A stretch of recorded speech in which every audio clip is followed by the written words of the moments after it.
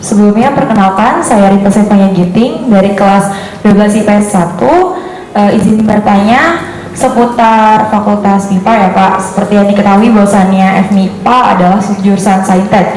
Nah kebetulan saya dari jurusan IPS, dari berbagai prodi yang ada di FMIPA ini, bagaimana peluang yang pembangunan sarana prasarana.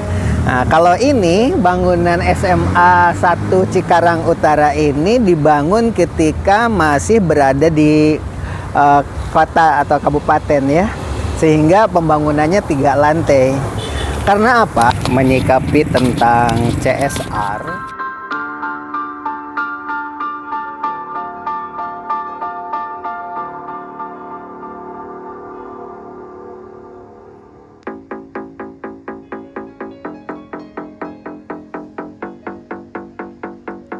Atau pabrik-pabrik CSR itu sudah disetorkan ke pemerintah daerah setempat, dan pemerintah daerah setempat itulah yang mendistribusikan.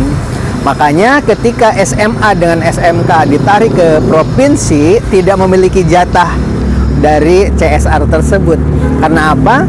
Ketika kita datang ke perusahaan-perusahaan, CSR itu sudah disetorkan dan tidak mungkin bisa diambil oleh SMA.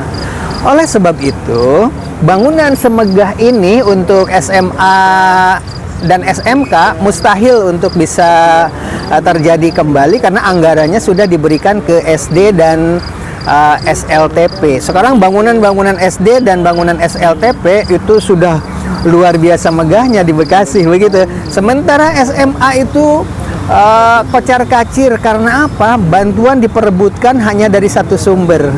Tidak bisa berupaya ke ke perusahaan-perusahaan demikian. Kenapa nama saya Septa Diopradita? Saya dari kelas 12 IPA 2. Hasilnya dibuka kelihatan banyak. Di sini kan kita terlalu fokus sama jalur mandiri, jalur rapot. Bagaimana jalur UTBK Pak? Berapa nilai maksimal atau minimal yang bisa diterima di beberapa fakultas, baik fakultas MIPA atau fakultas teknik, terutama jurusan Saintek, rumpun Saintek, ataupun jalan-jalan di pernah suatu sosum itu sendiri. Nah, lalu di sana itu UTBK terbaru ini di sana banyak sekali lampu. ada penalaran matematika Pak. Juga ada kolom. Diberikan saran kepada kita semua bagaimana sih cara menyelesaikan penalaran matematika dengan skor yang minimal gitu Pak, dengan waktu yang cepat gitu, karena kan fakultas MIPA gitu. Terima kasih. Ya, terima kasih. UTBK seperti yang saya sampaikan tadi, kami itu tidak tahu istilahnya mekanismenya bagaimana. UTBK ini sama seperti SNBP, semua seleksinya itu nasional. Kami datanya mahasiswa itu hanya dikasih aja, ini lo datamu, kami masukkan di sistem kami. Intinya begitu. Terkait nilai, sebisa mungkin kamu berusaha yang paling baik, intinya begitu ya Dik ya. Belajar yang paling baik sebisa mungkin itu, karena nilai minimal kami juga nggak tahu. Kalau untuk yang mandiri kami tahu, karena memang jalur mandiri ini kami yang mengelola di angka 9 minimal kalau di jalur mandiri kami. Kalau untuk yang di jalur UTB, SNBT dan SNBP, mohon maaf tidak bisa memberi informasi. Urusannya di atas.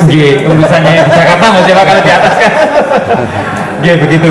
Terkait yang untuk kamu bisa belajar lebih tadi lebih cepat, mestinya bu guru, bapak dan ibu guru yang tahu ini. Kalau kami sebatas tim yang hanya mengelola secara administrasi saja. Begitu ya Dik. Ada tambahan Mas Rod? Oke, sama seperti yang disampaikan oleh Mas Dwi tadi,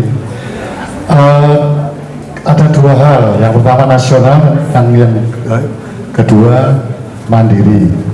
Nah, terus terang yang nasional memang pihak sekolah itu harus memantau terus perkembangan seperti yang disampaikan Mas Dwi tadi, karena semua itu sudah dari pusat. Kalau mandiri kita masih memungkinkan. Nah, di UB kebetulan rektornya itu sekarang orang MIPA Pak. Itu sangat-sangat memudahkan calon mahasiswa untuk bisa masuk ke UB, mulai apapun, persoalan apapun dan sebagainya. Seperti tadi kita tidak membatasi prestasi apapun untuk penunjang pendaftaran.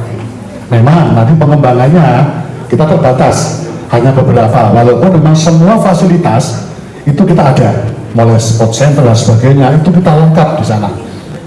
Nah, sehingga sampai mungkin ada aktivis, seperti disampaikan Bapak tadi, aktivis katakanlah di SMA itu punya catatan positif, bisa dilampirkan.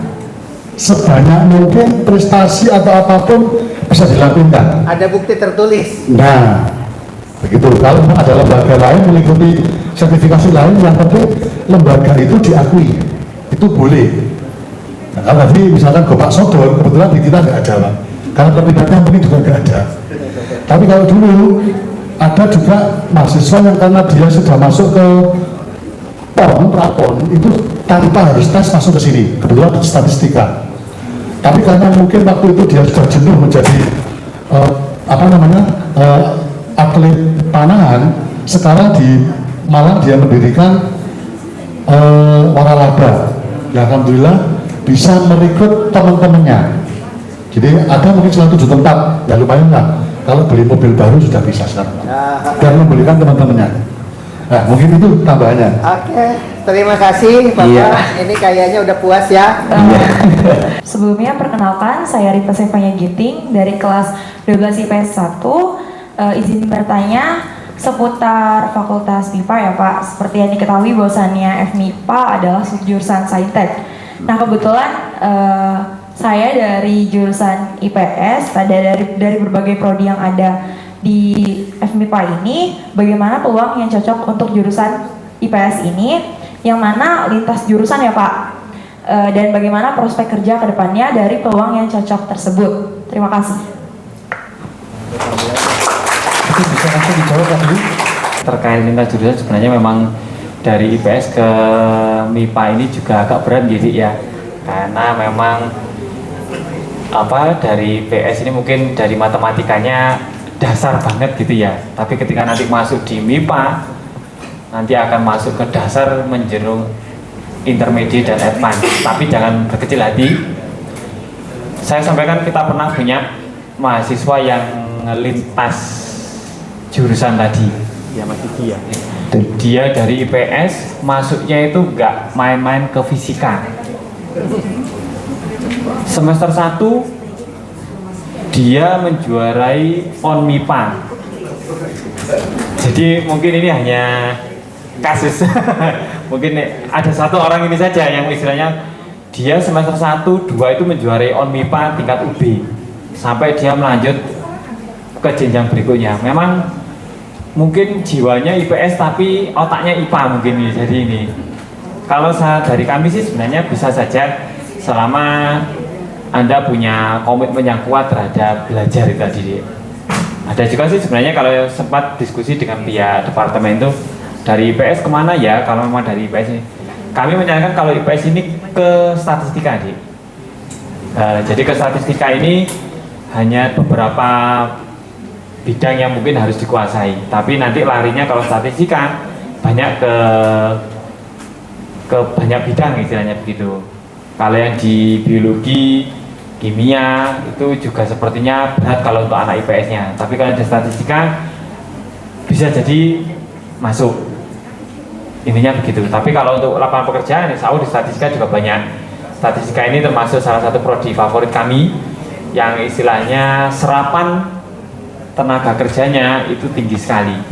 Jadi banyak dari kami ini yang dari statistika ini sebelum lulus mereka sudah direkrut untuk menjadi bagian dari perusahaannya. Kalau untuk peluang kerjanya, statistika bisa ke BPS, terus bisa juga berkolaborasi dengan timnya di Philcom terkait data itu tadi. Jadi Philcom mereka membuat softwarenya, kita punya big datanya. Intinya begitu. Gitu. Mas Royce ada tambahan? Oke. Mungkin saya menjelaskan prodi apa saja di MIPA. Jadi bayangannya MIPA itu matematik, biologi, fisika dan sebagainya. Kita ada 5 jurusan, tapi sekarang istilahnya departemen. Yang pertama biologi, jadi ada S1 biologi, terus ketambahan lagi biologi ini yang baru, tapi masih dalam proses, itu bioinformatika. Terus yang kedua kimia, ada S1 kimia, Tapi juga di seberang sana, di Fakultas Teknik, juga ada teknik kimia. Terus ada fisika. Departemen fisika ada 3 prodi, ada fisika, ada instrumentasi, ada teknik geofisika. Terus matematika, ada S1 matematika, terus statistika itu ada S1 statistika sama aktuaria. Nah, nanti mungkin bayangannya adik-adik bisa apa namanya, kira-kira mana yang nantinya cocok. Jadi kalau kami pengalaman seperti Mas Wiji ini bagian kemahasiswaan, ketika ada pertanyaan, yang pertama adalah mungkin jangan melihat prodi itu apa namanya favorit atau tidak, tapi melihatnya kira-kira kemampuan saya di mana. Karena kalau favorit, terus kita itu kondisinya mungkin masih belum optimal, itu akan beresiko. Tapi kalau misalkan apa namanya sudah sesuai dengan hati, nah ini akan mudah sehingga nyaman, enjoy dan sebagainya. Nah ini mungkin nanti bisa komunikasi dengan guru BP atau guru BK. Ini punya peran penting ketika adik-adik ini memilih program studi. Jadi mohon maaf, karena kalau MIPA ini memang kebanyakan orangnya serius-serius Pak, karena ya harus di lab dan sebagainya. Nah itu berdampak terhadap kebiasaan. Nah informasi lain mungkin tadi bisa disampaikan bahwa Brawijaya itu tidak menciptakan nanti lulusannya untuk mencari pekerjaan, tetapi bisa menciptakan pekerjaan. Jadi di luar dari akademik itu ada namanya program kewirausahaan. Ada dana yang diluncurkan di sana. Nanti kalau sudah masuk ke Brawijaya, adik-adik tinggal punya ide saja berupa proposal, ketika itu diterima akan mendapatkan dana untuk mengembangkan kewirausahaan dalam bentuk apapun. Dan ini tidak sedikit. Satu proposal itu nilainya antara 4 juta sampai 12 juta. Tanpa harus mengembalikan, hanya berupa proposal. Yang penting proposalnya itu memang diterima oleh tim. Nah itu nanti seperti itu, sehingga gambarannya nanti ketika apa namanya adik-adik sudah lulus tidak perlu mencari pekerjaan. Nah ini sekedar informasi. Tadi saya singgung ada prodi baru aktuaria. Ini 60%, ini belum lulus Pak, baru angkatan kedua. 60% sudah dipesan oleh institusi maupun